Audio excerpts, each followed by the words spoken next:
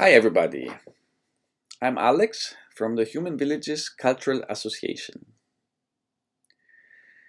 Today I would like to make some considerations about community life generally and which are the forces and energies that we have to face when we try to create a community. So, as we want to make a community made of human beings, we must consider how a human being is positioned in the world and which are the various tendencies that you find in a human being.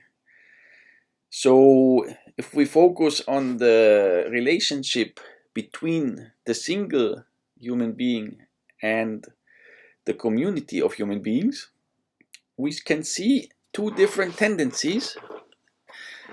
The one is a tendency to be part of a group, and this tendency you can find it very strongly the more you look back into the past. So if you go very much into the past, human beings were actually completely group beings, and to behave like a single person, like an atom, like something separated from the rest, was considered in ancient times completely foolish,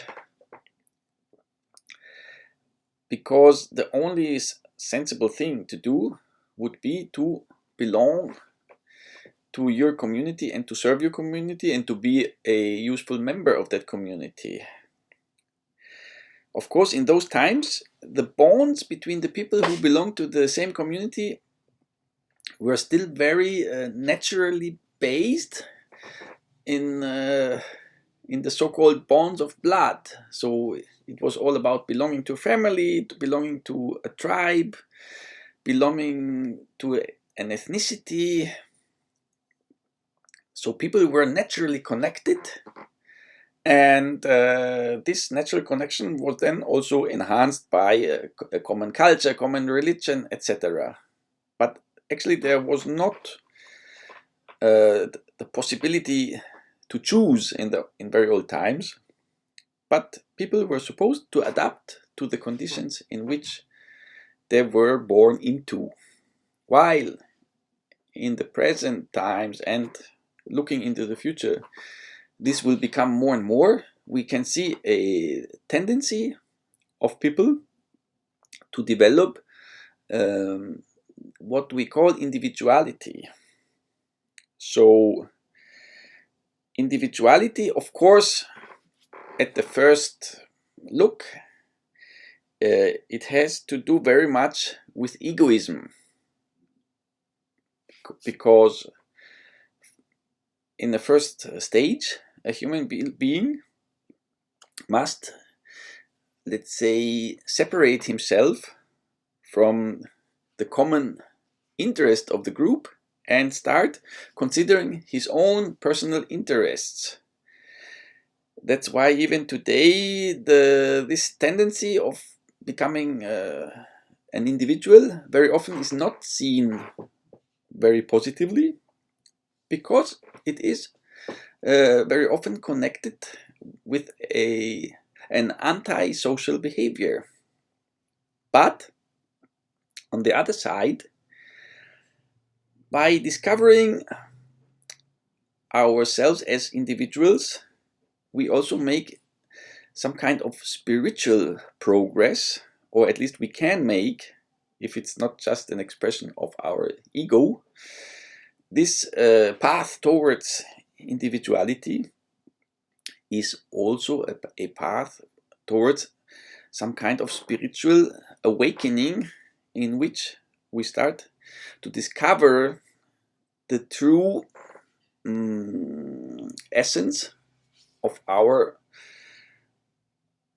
higher self, of what we truly would like to be, in opposition to what we are automatically, just because we are born into a certain body, in a certain family, in a specific country that speaks a certain language, with a certain culture, with a certain religion. So we start to struggle with who we truly are and who we are as a person, as an individual. And through this struggle, we proceed spiritually in a direction which can go bad and can go well. So if our search for individuality leads us only to be the biggest egomaniac asshole of the planet Earth, then something has gone wrong. But if our path leads us to understanding what unites us with the world and with all our fellow human beings, I think then we are going in the right direction. Because I think it should be obvious to everyone that a life in loneliness doesn't have a lot of meaning. Sometimes it can be pleasant to be alone, but I don't think loneliness can be the final goal of a human being. So when we develop individual faculties and we start to let's say create our own worldview, of course we may come into more opposition with the worldviews of other people than before. On the other side, by being different than the others, we can also easier discover what we all have in common. And this is what we consider the spiritual progress, because instead of going the easy way, which is the natural way, which automatically makes us part of a big group, we want to go the more difficult way, which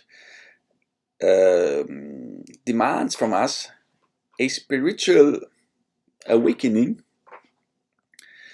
to something higher that unites all humanity. So the path in this direction is not only one, and many people can follow different ideologies on that path.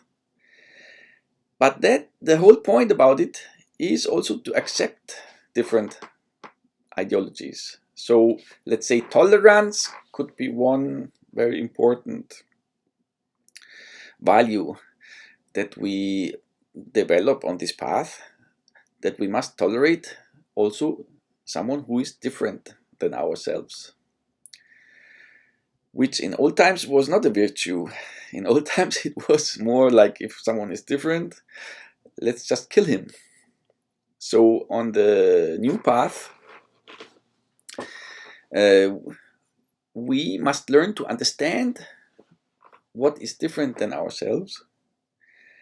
And this kind of understanding is not very different from what we generally call love. So if we think about the connecting force, which is superior than just the natural bonds, it's actually nothing else than love. So love doesn't mean that we must all be in love with each other and be all the time like unbelievably kind with each other, which is impossible because there are contrasts, there are moments of disagreement. We can try to be tolerant, we can try to accept the other, but the true thing that we must learn is to understand the other. And only through understanding the other we can really reach this famous loving connection. So it's not so much about being incredibly emotional and loving everyone just because in the morning we have woken up and we have told to ourselves, today I must love everybody.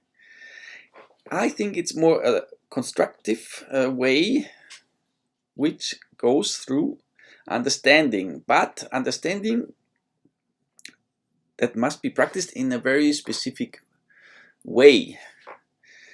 When we try to understand someone else, the basic thing is that we must try to understand him from his own point of view. So first of all, we must accept that the other is truly different. Understanding doesn't mean that we try to find common things. It doesn't mean that we try to convince ourselves that the other is, in the end, he's not so different from me, so we can go along. True understanding, is actually about taking the other's point of view and understanding him from his point of view. So love is not an easy task. It's not about just finding common interests. This is more the old style. Like if you have some friends and you have the same hobby, maybe you all like windsurfing, and every day you meet on the beach and you surf together and you're having a good time, and they are of course nice guys, why shouldn't they?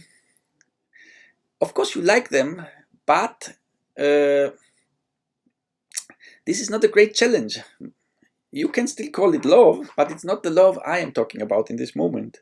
Love is when you meet someone who is completely different from yourself. Maybe you like windsurfing and the other likes to play chess, and you consider it totally stupid to sit all day long on a chair in front of a table and play chess, while you consider it the best thing to do, to be on the beach in the wind with the salty water and surfing and getting a good color, a tan, while the other guy is completely white, and you think this guy is a total loser, he's just a mental person, while I'm a natural guy. So in such situations of opposition, that's the moment when we can exercise our capacity of understanding each other. And if we are able to, let's say, penetrate the soul of our fellow human being from his point of view, then we develop this famous capacity which is called love. And if we go on this path, then we may discover also deeper things in each human being, which, let's say, are lovable. And we may discover some general humanity which lives in each of us, which is completely independent from our personality, which is completely independent from our gender, from ethnicity, race, which anyway is a ridiculous concept in our times. And we just start to consider the human being in our fellow people. So when we talk about community, we are looking for this kind of bonds, of course, always being aware that all the other kinds of more natural and traditional bonds are still existing and are also important. And of course, we don't have to try to build a community in which half of the community are chess fanatics and the others are windsurfing fanatics. So we are not trying to go at all costs to try the impossible. Of course, it has more sense to bring together people who have a little bit common interests. On the other side, I think it's very important to be very aware that the real goal cannot be to create groups of common interest, but groups of people who are able to connect on a higher level. And as a human villages association, this is exactly what we are trying to promote and what we are trying to help in its development. So wherever we can observe that people are trying for something higher than just to create a nice bunch of friends who have the common interest, but when we feel that there is a cultural intention to reach a higher level of unity between people, that's where we are interested, and that's where we try to support such communities and to help them to reach their goal, which sometimes they already know on a very conscious level. Maybe in some other situations they are not yet fully conscious, but already they are on the good path from our point of view.